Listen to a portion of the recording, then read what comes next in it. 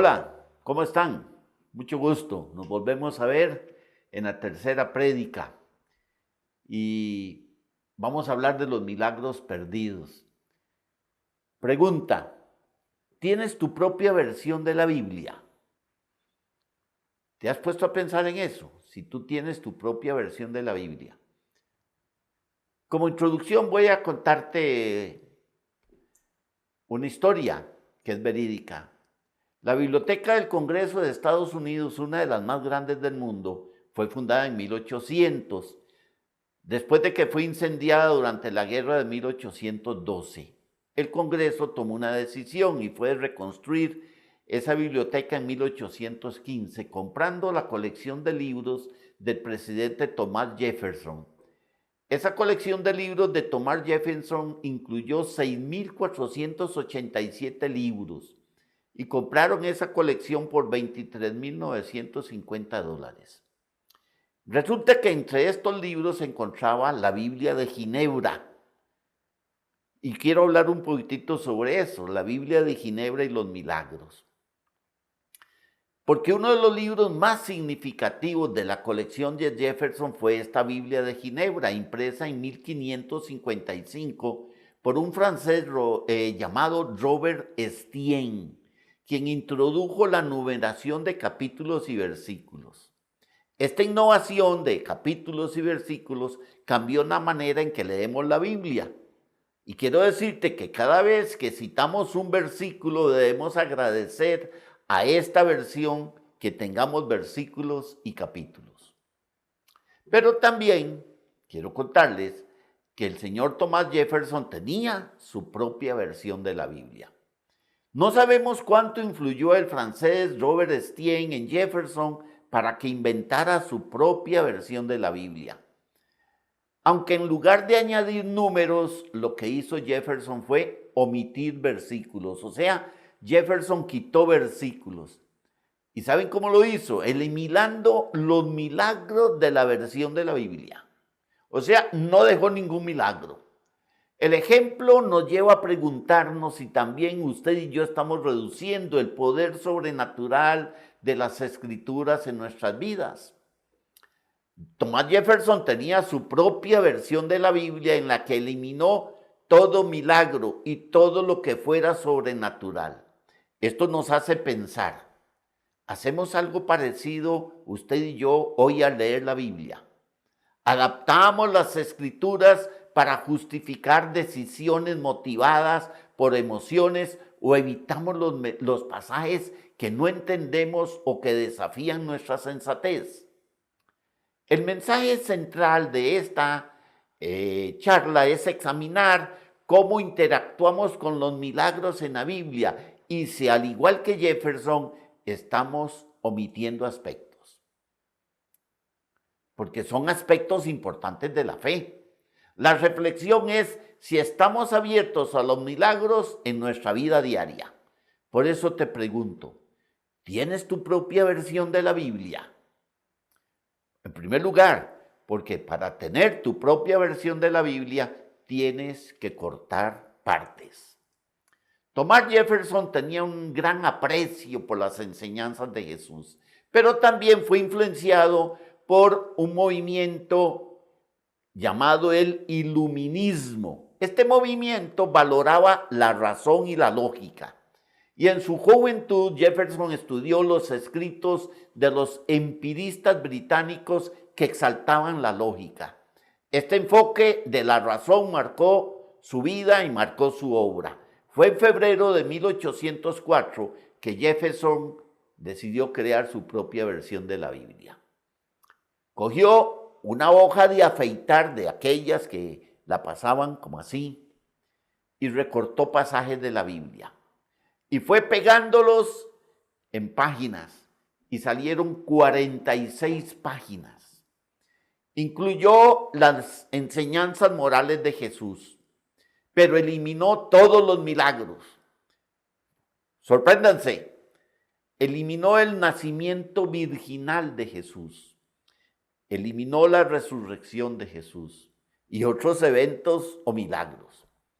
El historiador llamado Edwin Gustav dijo, si alguna lección moral estaba encerrada dentro de un milagro, la lección moral iba a sobrevivir en la Biblia de Jefferson. Pero con el milagro no pasaba lo mismo. Incluso si para quitarlo tenía que usar tijeras y cortar con mucha atención.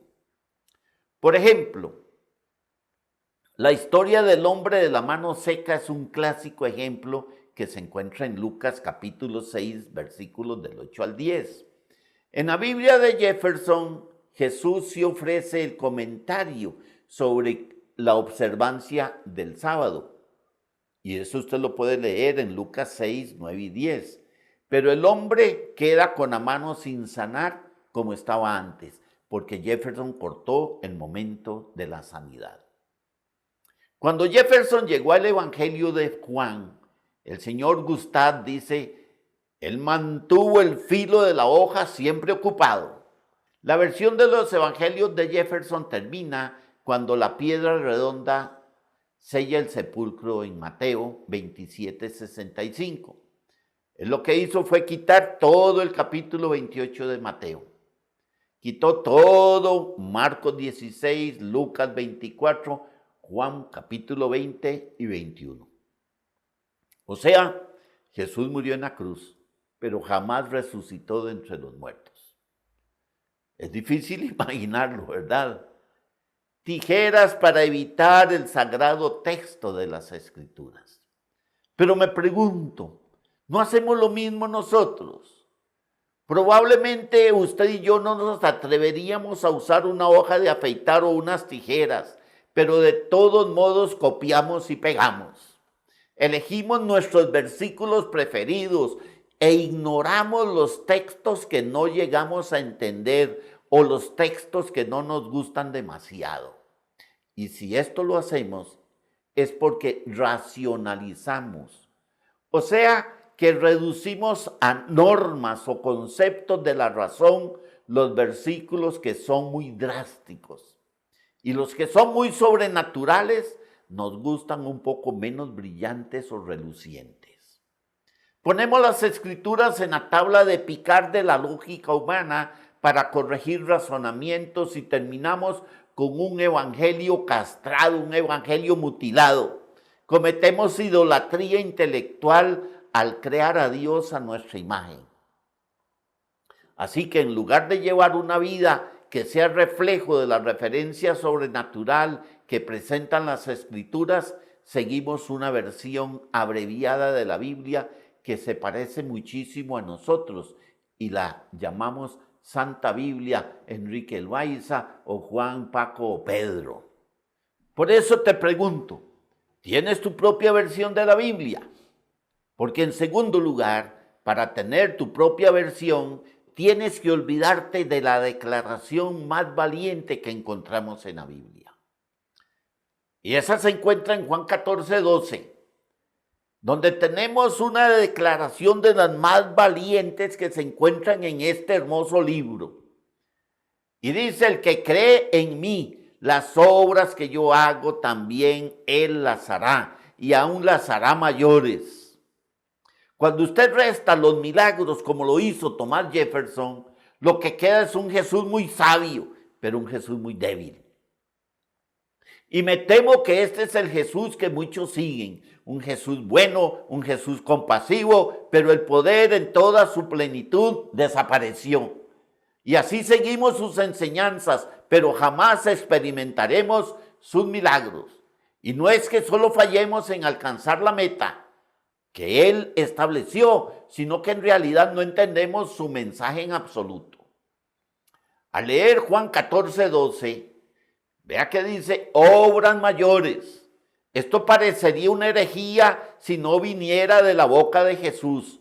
Es uno de esos versículos en el cual queremos meterle normas. Así que quiero decirte exactamente qué significa este pasaje.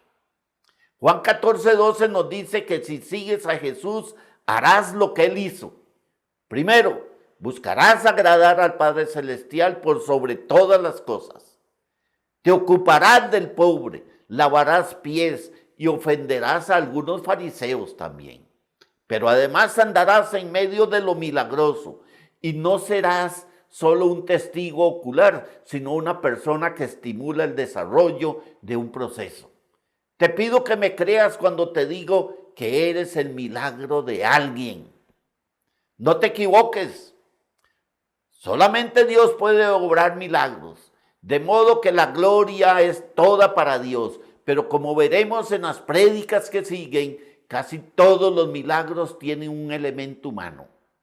A veces hay que meterse en el río Jordán como los sacerdotes de Israel antes de que Dios dividiera las aguas, como dice Josué capítulo 3. Y a veces tú tendrás que entrar en el Jordán con las aguas hasta las rodillas 7 veces, como lo tuvo que hacer Naamán en 2 de Reyes 5. Solo Dios podía sanar milagrosamente la lepra de Naamán. Pero si Naamán no hubiera obedecido repetidas veces, habría renunciado al milagro. Así que, mientras para algunos milagros hace falta solo un único paso de fe, para otros milagros se requieren muchos intentos. Aunque no importa si tienes que meterte hasta los tobillos o hasta la cintura, tendrás que meterte en el río Jordán. A veces hay que hacer lo natural antes de que Dios haga lo sobrenatural. Y te voy a repetir esta frase. A veces hay que hacer lo natural antes de que Dios haga lo sobrenatural. Este patio de juegos en que vivimos, que se llama planeta Tierra, fue diseñado con barreras naturales que marcan los límites externos de la posibilidad humana. Sí, el mundo tiene límites naturales, como las leyes de la física, que son barreras entre lo posible y lo imposible. Sin embargo, Jesús es la puerta que nos permite pasar de lo natural a lo sobrenatural. Y si sigues a Jesús, llegarás a lo imposible. Por eso te pregunto, ¿tienes tu propia versión de la Biblia? Porque en tercer lugar, para tener tu propia versión, tienes que identificar los obstáculos que te hacen tropezar. Antes de hablar de las 7 señales o milagros, de los cuales vamos a desarrollar por largo tiempo, debemos identificar 2 obstáculos que nos impiden acceder a lo milagroso. Estos son como los alambres que activan los detonantes de las minas antipersonales que nos impiden pasar a lo milagroso. El primer obstáculo de tropiezo es la desconfianza de los mensajes que no entendemos. O sea, se llama escepticismo subliminal. Los milagros, por definición, son la violación de leyes naturales y como abogados bien capacitados, por instinto objetamos toda violación de estas leyes. ¿Por qué? Porque los milagros no son lógicos y nuestra tendencia natural es a explicar todo aquello que es explicable. Sin embargo, los milagros falsos no niegan los milagros verdaderos. De hecho, los falsos milagros te dan indicios que ratifican a los milagros verdaderos. Recuerda que Satanás se disfraza como ángel de luz, dice 2 Corintios 11:14. Así que te pregunto, ¿acaso la existencia de ángeles falsos, conocidos como ángeles caídos, niegan la existencia de los ángeles reales? Yo diría que no. Y diría lo mismo de los milagros falsos. Hay una línea muy delgada entre el discernimiento y el escepticismo, porque discernir es filtrar lo falso para obtener lo verdadero con ayuda de las Santas Escrituras y el Espíritu Santo. Pero el escepticismo es la predisposición a la incredulidad, prejuiciado por la experiencia pasada. Los escépticos lo descartan todo, simplemente porque no pueden filtrar lo falso. Pero recuerda que la Biblia es nuestro filtro. Si algo no pasa la prueba del filtro, deséchalo, pero no permitas que la existencia de lo falso te impida creer lo que es verdad, y la verdad es esta: Dios puede hacer hoy lo mismo que hizo entonces. Si cortas y eliminas los milagros, le cortas las piernas al cristianismo. Segundo obstáculo de tropiezo, la desilusión latente, la desilusión oculta. Es probable que usted haya orado pidiendo un milagro y sientas que Dios no oyó ni una palabra. ¿Te ha pasado? No puedo explicar por qué hay oraciones que no reciben respuestas cuando pedimos o por qué algunos milagros no suceden tal como los queremos. Pero sí sé que es un error que permitamos que una sola desilusión nos haga tirar la toalla y ya no esperemos un milagro. La desilusión es como el reflejo que tienes cuando te pegan en la rodilla. Limitamos la fe porque no queremos volver a sentir el aguijón de la desilusión. Es algo muy delicado, pero al mismo tiempo muy importante. Quiero mostrártelo con un ejemplo. Un psicólogo escondió un alfiler en su mano al saludar a una paciente con problemas de memoria a corto plazo. Aunque ella no recordaba el incidente, dejó de darle la mano al psicólogo. La desilusión con la fe puede tener el mismo efecto. Nos apartamos de Dios sin entender por qué. Para experimentar lo milagroso, tú y yo debemos confrontar nuestras desilusiones pasadas. Como el hombre que le dijo a Jesús, creo, ayúdame con mi poca fe. Marcos 9:24. Todos tenemos una lucha interna entre creer y no creer. Estas enseñanzas lo que buscan es ayudarte a enfocar en lo milagroso, como Juan escribe en su evangelio. Pero estas se han escrito para que ustedes crean que Jesús es el Cristo, el Hijo de Dios, y para que al creer en su nombre tengan vida. Juan 20:31. Por eso te pregunto, ¿tienes tu propia versión de la Biblia?